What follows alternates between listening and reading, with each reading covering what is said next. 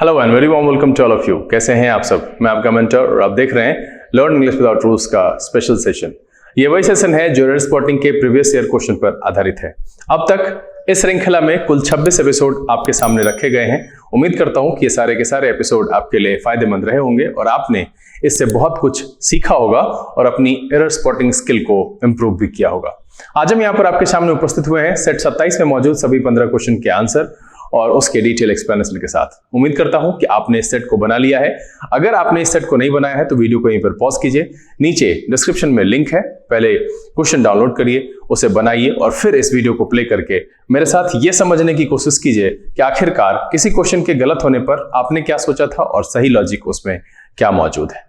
मैं बार बार हिदायत आपको देता हूं कि 2-3 चीजें हमेशा ध्यान रखिए जो आपकी अंग्रेजी के लिए बहुत अच्छा है और आपके एग्जामिनेशन और आपके करियर पॉइंट ऑफ व्यू से भी ये आपके लिए बहुत मददगार साबित होगा। सबसे पहले तो न्यूज़पेपर रीडिंग, इसे कभी और किसी सूरत में बंद मत करना।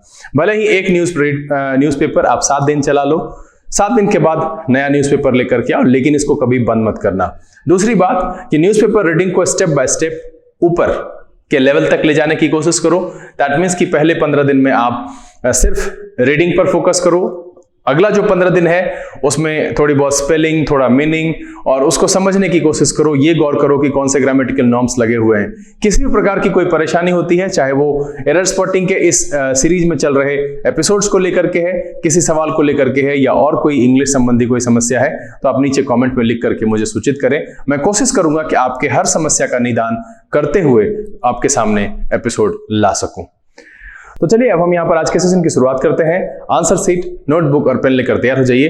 देखते हैं कि सेट 27 में मौजूद सभी 15 क्वेश्चन के आंसर क्या है और उसके पीछे कौन कौन सा ग्रामेटिकल नॉर्म्स लगा हुआ है। चलिए देखते।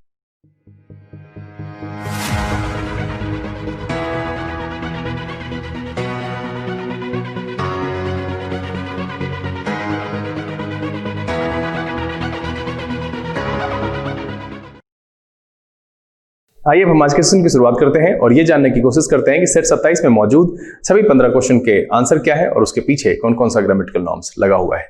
सेशन को शुरू करने से पहले जो लोग इस चैनल पर नए हैं, चैनल को सब्सक्राइब करना और बेल आइकन प्रेस करना नहीं भूलेगा ताकि यहाँ से अपलोड की गई वीडियोस की नोटिफिकेशन आपको मिले और आपका कोई भी सेशन मिस ना हो। हर एक एपिसोड की तरह क्वेश्चन आपको यहाँ पर दिखेगा, एक एक करके हम क्वेश्चन का आंसर और एक्सप्लेनेशन आपके सामने रखेंगे।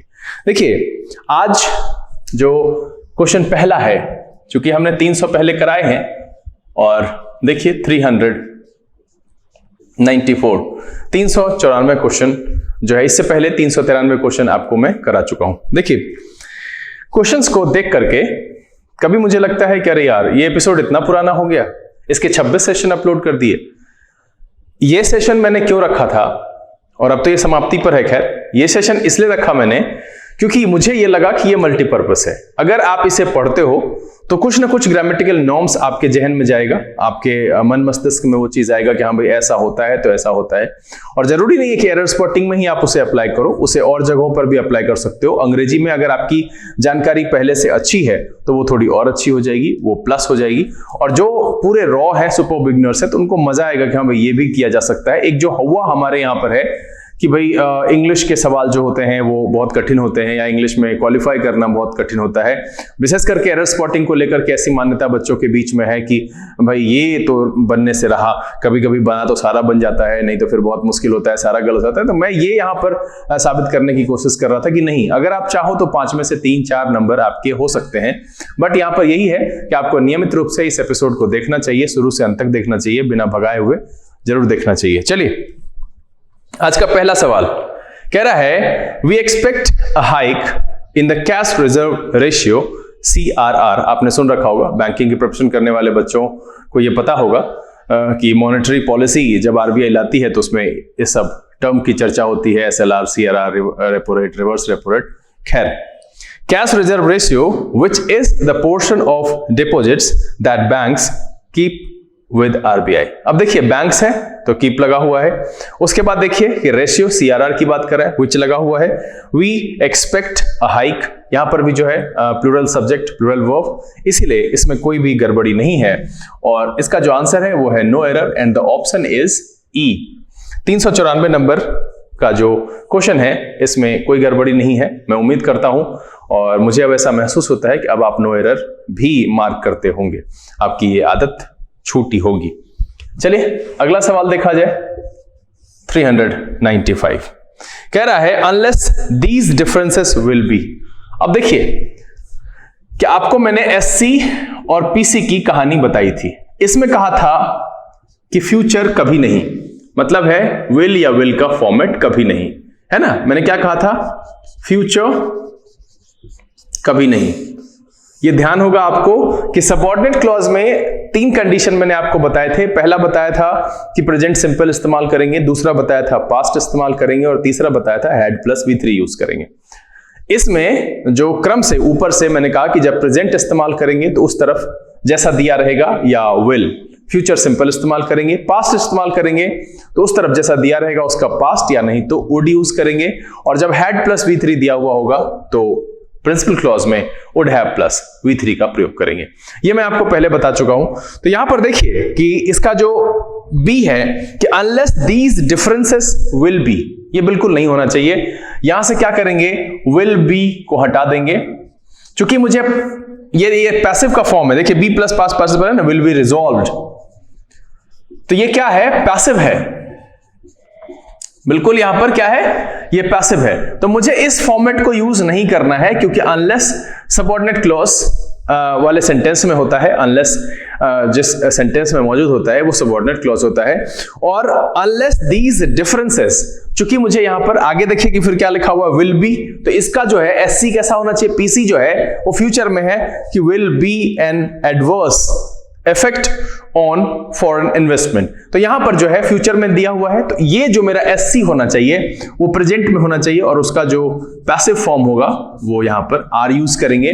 वो आर इसलिए यूज किया मैंने क्योंकि V1 को जब आप पैसिव में चेंज करते हैं तो is are am plus past participle होता है, मॉडल के केस में या और अदर केस में हम बी का यूज करते हैं। तो चूंकि मुझे यहां पर विल का कोई भी फॉर्मेट यूज नहीं करना है, सबऑर्डिनेट क्लॉज में हम कभी भी विल का प्रयोग नहीं करते हैं, इसीलिए यहां से विल बी हटा देंगे और उसकी जगह पर आर लगाएंगे, और इसीलिए 95 का जो आंसर हो जाएगा वो हो जाएगा बी। यहां पर जो कंसेप्ट है वो मैं बहुत पहले आपको बता चुका हूं, और अगर आपने नहीं देखा है तो टाइम एंड टेंस के एपिसोड में चले जाइए, वहां पर जो उसकी वीडियो है, उसकी जो प्लेलिस्ट है, वहां पर आपको कंडीशनल सेंटेंसेस मिलेगा। क्लॉज की बात कर रहे हैं, और उसमें जो पार्ट 1 है, पार्ट 2 है, एक तो क्लॉज की जो इंट्रोडक्शन है उसका वो है, और कंडीशनल सेंटेंसेस उसमें पार्ट 1 और पार्ट 2 है। पार्ट 1 में ये मैंने बताया है कि अगर आपका सबऑर्डिनेट क्लॉज प्रेजेंट में है, सिंपल प्रेजेंट, तो आगे उधर जो है प्रिंसिपल क्लॉज आपका फ्यूचर में होगा।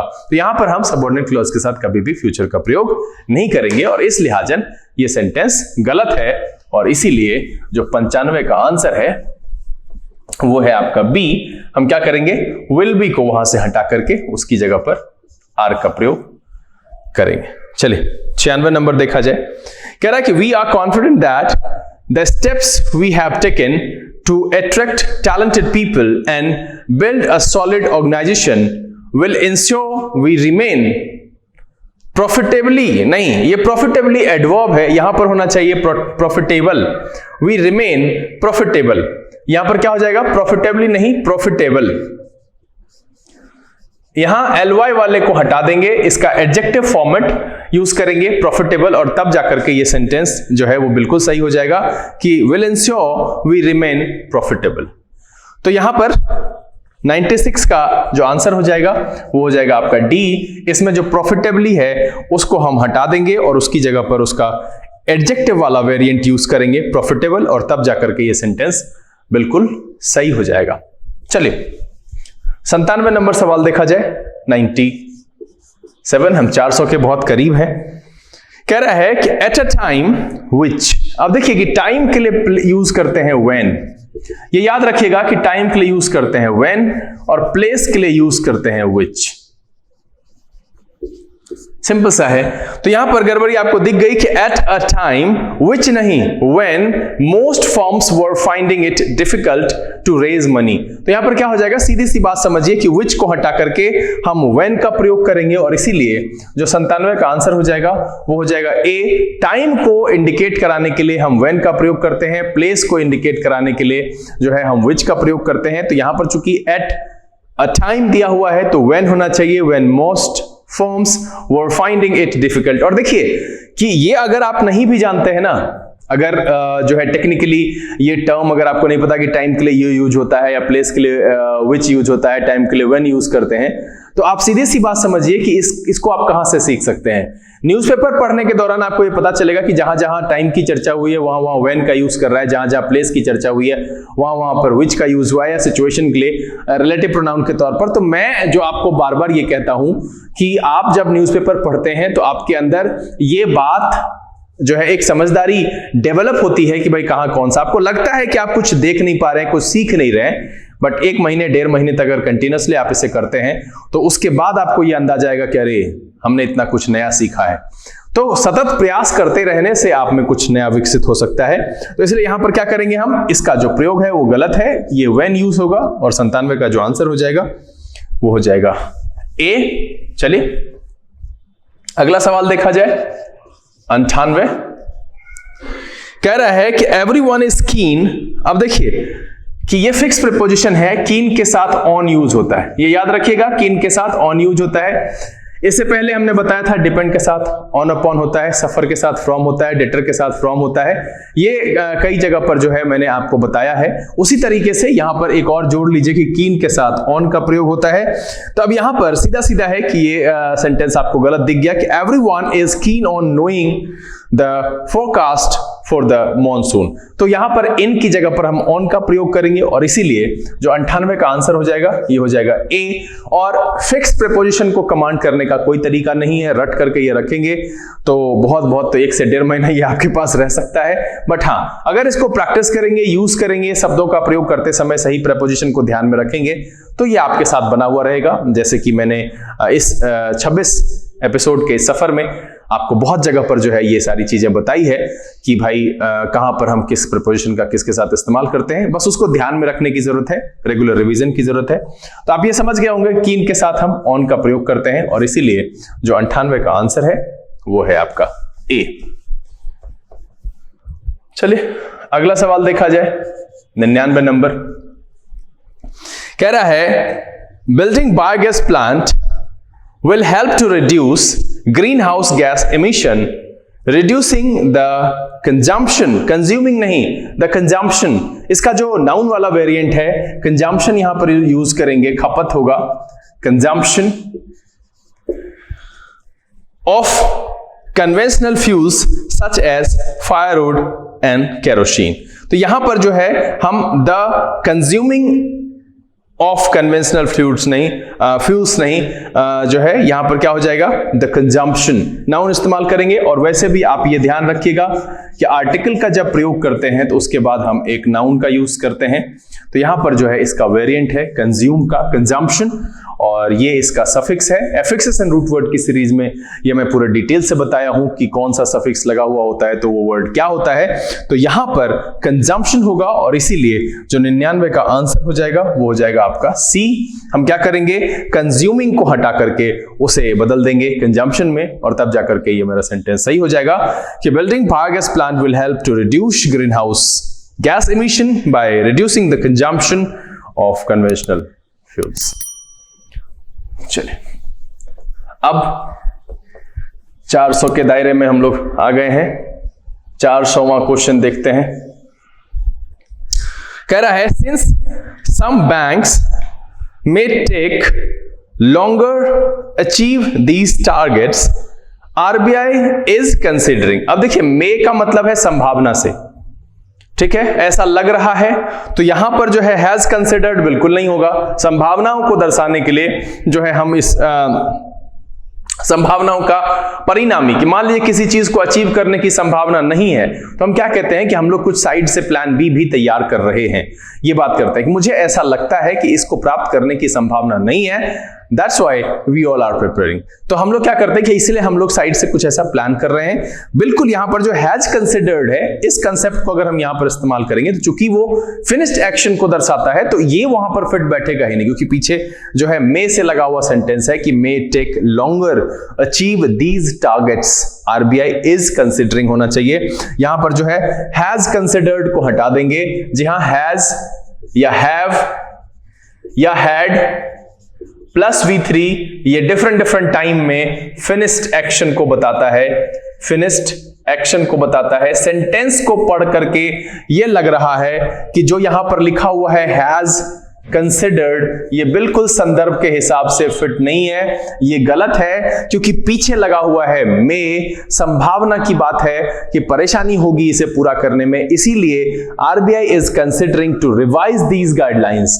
और तब जाकर के यहां पर जो हम क्या करेंगे, इज प्लस इज कंसिडरिंग का इस्तेमाल करेंगे और तब जाकर के ये सेंटेंस बिल्कुल सही हो जाएगा। और इसीलिए जो 400 नंबर का जो क्वेश्चन है उसका आंसर हो जाएगा आपका सी। हम यहां पर क्या करेंगे, हैज कंसिडर्ड, चूंकि ये फिनिश्ड एक्शन को दर्शाता है, बट सेंटेंस को पढ़कर ऐसा नहीं लग रहा है कि आरबीआई जो रिवाइज कर रही है गाइडलाइन को वो हो चुका है पहले, बिल्कुल नहीं, क्योंकि कह रहा है कि भाई बैंक के द्वारा ये टारगेट अचीव करना मुश्किल लग रहा है, इसीलिए जो है आरबीआई जो है कंसिडर कर रही है। इज कंसिडरिंग वहां पर लिखेंगे, हैज कंसिडर्ड को हटा करके, और तब जाकर के ये सेंटेंस बिल्कुल सही हो जाएगा। और इसीलिए जो 400वें नंबर का जो क्वेश्चन है उसका आंसर हो गया आपका सी। चलिए 401 नंबर का सवाल देखा जाए। 401 कहता है, after joining the Hong Kong based bank in 1990 he has, और जैसे लगा हुआ, ये सब बड़ा आसान सा सवाल है। हैज के बाद V3 का यूज होता है, तो यहां पर हैड नहीं हेडेड।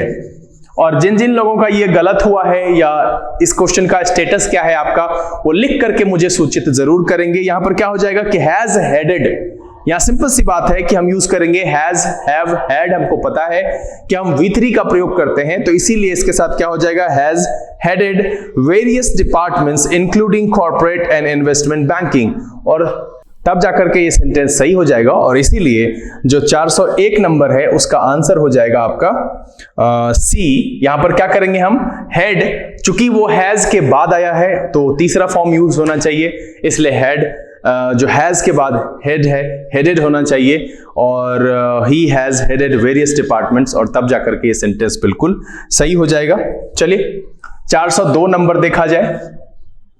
कह रहा है कि सुगर स्वीटेन ड्रिंक्स डज नॉट, अब यहां पर इससे आगे बढ़े हम, जब लिखा हुआ है ड्रिंक्स, तो ड्रिंक्स लिखा हुआ है तो यहां पर डज लिखना बिल्कुल गलत है, यहां पर होना चाहिए डू।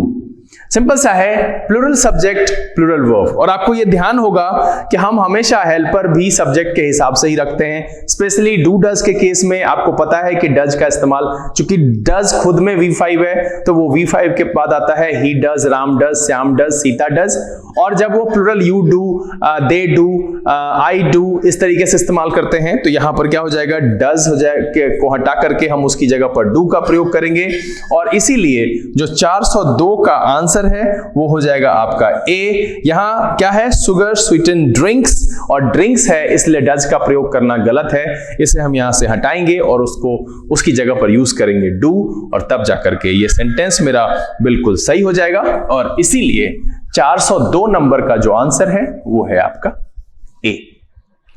चलिए 403 देखा जाए।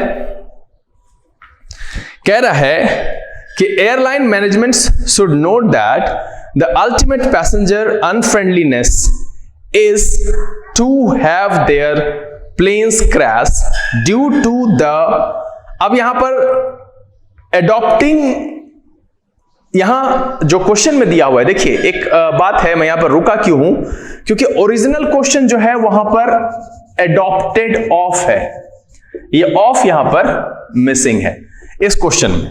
यहां जो लिखा हुआ है, ये जो क्वेश्चन है central bank of India PO exam 25/7/2010, जब आप उस सोर्स को देखेंगे तो वहां पर ऑफ है जो कि इस जगह पर मिस हो गया है। तो अगर हम इस ऑफ को रखते हैं तो एडॉप्टेड नहीं एडॉप्शन, ठीक है, क्या हो जाएगा कि airline management should note that the ultimate passenger unfriendliness is to have their planes crash due to the adoption of. Clear है ये चीज कि due to the adoption of, और तब जाकर के ये सही हो जाएगा। अब ये सिचुएशन नंबर 1 है कि जब हम ये मानते हैं कि एडॉप्टेड के बाद ऑफ है। अगर मान लीजिए कि ये जो क्वेश्चन जो आपको मैंने उपलब्ध कराए हैं अगर इतना ही है कि due to the adopted unsafe procedures, तो यहां पर हो जाएगा एडॉप्टिंग। जो यहां पर सीधा लिखा हुआ है ना एडॉप्टेड अनसेफ प्रोसीजर्स, तो यहां पर हो जाएगा एडॉप्टिंग। दोनों केस में मुझे इसी में सुधार करना पड़ेगा, तब जाकर के मेरा सेंटेंस सही होगा। देखिए यहां पर कंफ्यूज नहीं होना है। मैंने आपको क्या कहा कि जो ओरिजिनल सोर्स है क्वेश्चन का वहां पर एडॉप्टेड के बाद ऑफ लगा हुआ है, तो हम एक काम कर सकते हैं कि इस एडॉप्टेड को हम एडॉप्शन से जो है वो रिप्लेस कर दें। हम एडॉप्शन वहां पर यूज करें, तब जो मेरा सेंटेंस हो जाएगा कि due to the adoption of unsafe procedures. बिल्कुल सही है। और अगर मान लीजिए कि अभी के जो क्वेश्चन है जो मैंने आपको उपलब्ध कराए हैं उसमें क्या है कि due to the adopted unsafe procedures, नहीं due to the adopting unsafe procedures, तो यहां पर एडॉप्टेड को एडॉप्टिंग कर देंगे। दोनों ही कंडीशन में जो 403 नंबर का आंसर हो जाएगा वो हो जाएगा डी। अगर आप ये मानते हैं कि एडॉप्टेड के बाद ऑफ है तो एडॉप्शन ऑफ होना चाहिए, और अगर आप जैसा मैंने उपलब्ध कराया क्वेश्चन अगर आप उसको हूबहू मानते हैं तो आप एडॉप्टिंग। अब आपके मन में होगा कि सर हम एडॉप्टेड ऑफ मानते हैं, एडॉप्टेड और ऑफ दोनों को हम एडॉप्टिंग से रिप्लेस कर दे तो क्या ये सही होगा? बिल्कुल सही हो जाएगा। डी वाले पोर्शन में ही गड़बड़ी है और उसको आप जिस तरीके से रिप्लेस करना चाहें वहां पर वो सही हो जाएगा। चलिए अगला सवाल देखा जाए। 404 कह रहा है celebrating its 10 long years in the industry a private entertainment channel announce, नहीं अनाउंस्ड। आप सेंटेंस को देखेंगे अनाउंस्ड ये होगा, तब जाकर के सही होगा कि a series of programmes at a press conference. मतलब है कि celebrating its 10 long years in the industry a private entertainment channel announced a series, और तब जाकर के जो है एक सीरीज का अनाउंसमेंट किया। कहां पर किया भाई? तो कह रहा है programmes at the press conference में किया, तब जाकर के ये मीनिंग इसका सटीक आएगा।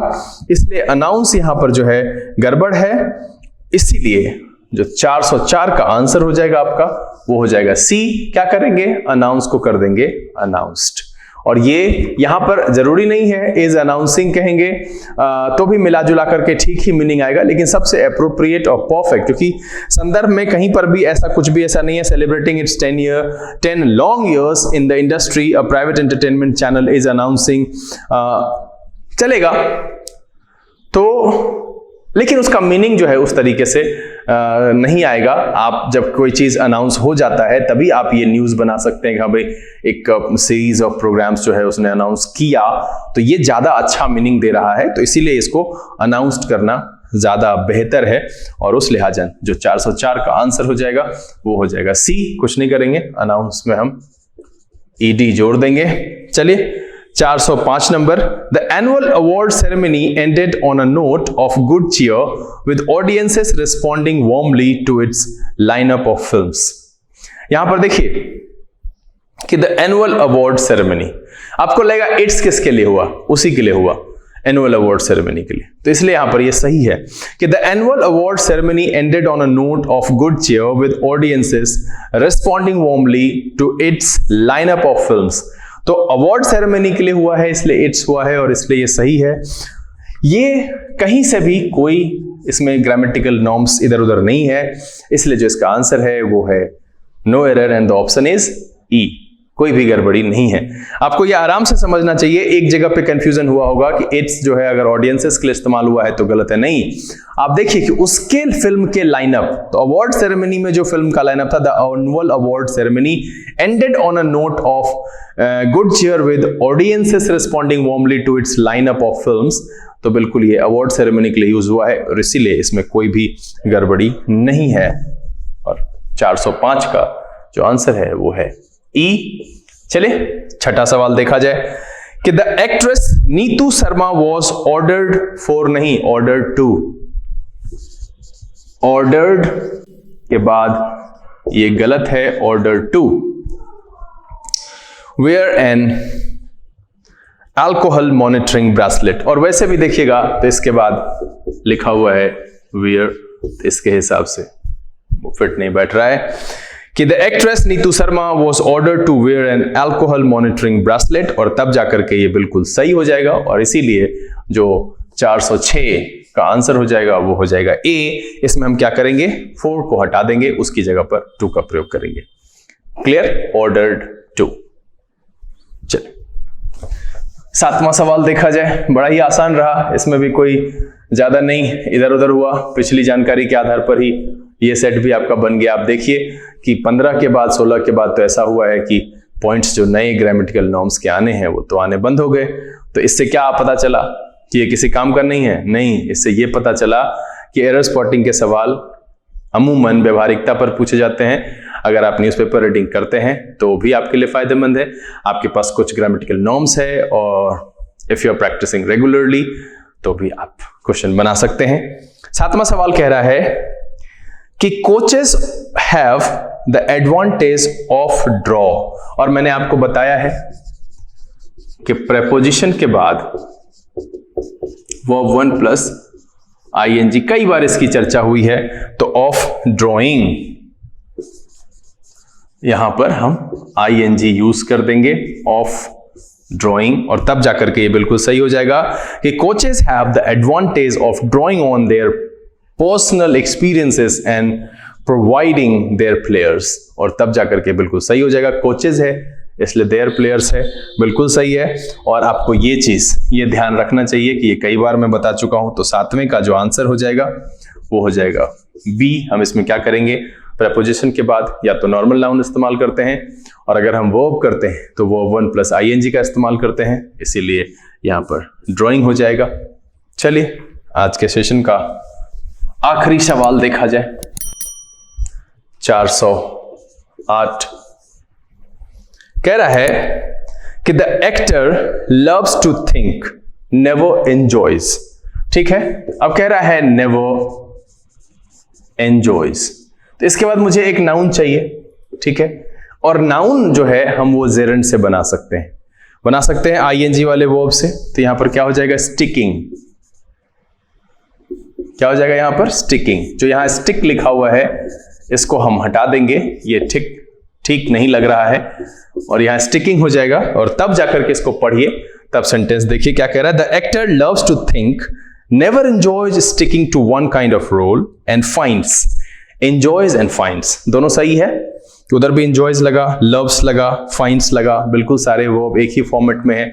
क्योंकि एंजॉयज को एक ऑब्जेक्ट की जरूरत थी, क्या एंजॉय करते हैं, तो sticking to one kind of, never enjoys मतलब कभी एंजॉय नहीं करते, किस तरह का, sticking to one kind of role, और इसीलिए इसको हटा करके हम इसका प्रयोग करेंगे, और तब जाकर के सेंटेंस सही हो जाएगा। तो 408 नंबर, और इस सेशन का जो आखिरी क्वेश्चन है उसका आंसर हो गया बी। हम यहां पर क्या करेंगे कि जो एंजॉयज लिखा हुआ है उसे एक ऑब्जेक्ट की जरूरत है, और स्टिक इस प्रकार से यहां लिखना फिट नहीं बैठेगा, और अगर हम उसे स्टिकिंग कर देते हैं तो जेरेंड हम एक नाउन की तरह, नाउन इक्विवेलेंट की तरह इस्तेमाल कर सकते हैं।